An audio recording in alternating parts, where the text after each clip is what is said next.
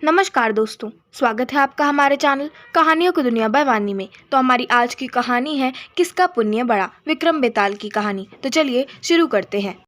रात के अंधेरे और घने जंगल में कुछ देर भटकने के बाद राजा विक्रमादित्य ने फिर से बेताल को अपनी पकड़ में ले लिया। बेताल ने हर बार की तरह कहानी सुनाने और सवालों का सिलसिला जारी रखा। बेताल ने कहानी सुनाना शुरू किया।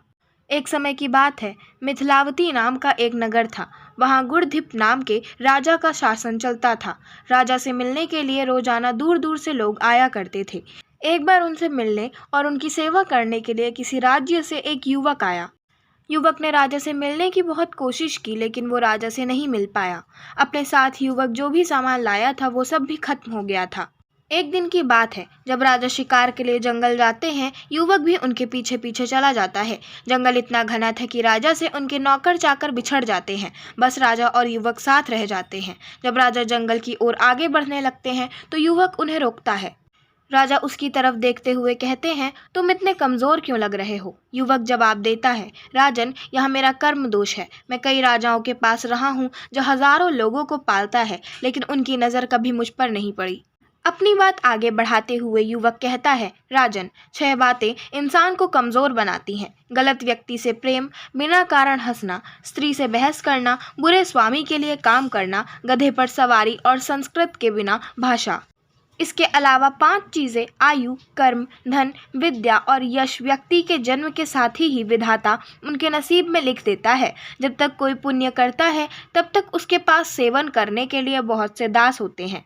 जब पुण्य कम हो जाता है तो भाई ही भाई का दुश्मन बन जाता है। लेकिन राजन, स्वामी की सेवा का फल किसी न किसी दिन जरूर मिलता है। युवक की इन बातों का राजा पर बहुत असर हुआ। थोड़ी देर बाद दोनों नगर को लौट आए। राजा उस युवक को नौकरी पर रख लेते हैं। कुछ दिन बाद युवक किसी काम से बाहर जाता है। उसे रास्ते में एक मंदिर दिखाई देता है। वह अंदर जाता है और वहां स्थापित देवी की पूजा करता है। फिर वह बाहर आता है तो उसे वहां एक सुंदर स्त्री दिखाई देती है। युवक उस स्त्री पर मोहित हो जाता है। वह स्त्री युवक से कहती है, तुम पहले इस कुंड के पानी से स्नान करो, फिर तुम जो कहोगे वो मैं करूंगी। स्त्री की बातें सुनकर युवक कुंड में उतरकर गोता लगाता है। गोता लगाते ही वह अपने नगर पहुंच जाता है। फिर वह राजा से मिलकर सारी बात बताता है। युवक की बात सुनकर राजा बोलते हैं, मुझे भी वहां ले चलो, मैं भी यह चमत्कार देखना चाहता हूँ। फिर दोनों घोड़े पर बैठकर मंदिर की ओर चल देते हैं। मंदिर पहुंचकर वो दर्शन करते हैं और जब बाहर निकलते हैं तो उन्हें वहां एक स्त्री मिलती है जो राजा पर मोहित हो जाती है। स्त्री राजा से कहती है, आप जो कहोगे मैं वही करूंगी। यह सुनकर राजा कहता है, तुम इस सेवक से शादी कर लो। राजा की बात सुनकर स्त्री कहती है, मुझे तो आप पसंद हो। फिर राजा उस स्त्री से कहते हैं, सज्जन इंसान जो कहता है उस बात को निभाता भी है, इसलिए तुम्हें अपनी बात का पालन करना चाहिए। फिर उस स्त्री और युवक का विवाह हो जाता है। इस कहानी को सुनाने के बाद बेताल बोलता है, हे राजन, अब बताओ कि राजा और सेवक में किसका काम बड़ा हुआ? राजा विक्रमादित्य ने कहा, नौकर का काम बड़ा हुआ। बेताल पूछता है कि कैसे? राजा विक्रमादित्य कहते हैं, उपकार करना एक राजा का धर्म होता है, लेकिन जिसका धर्म नहीं था उसने उपकार किया है, तो युवक का काम बड़ा हुआ। राजा का जवाब सुनने के बाद बेताल उड़कर फिर से जंगल के किसी पेड़ पर जाकर लटक जाता है। कहानी से सीख, अपने वादे से इंसान को कभी नहीं मुकरना चाहिए। सच्चे मनुष्य की पहचान यही होती है कि वो किए गए वादे को कैसे पूरा करता है।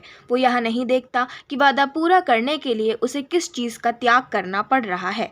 आशा करती हूँ आपको हमारी आज की कहानी किसका पुण्य बड़ा पसंद आई होगी। अगर आपको हमारी आज की कहानी पसंद आई हो तो हमारे चैनल को सब्सक्राइब करें, वीडियो को लाइक करें और बेल आइकन दबाना ना भूलें। और हमें कमेंट कर ज़रूर बताएं कि आपको कैसी कहानियाँ पसंद हैं। हम वैसी ही कहानियाँ आपके लिए ज़रूर लाते रहेंगे। धन्यवाद।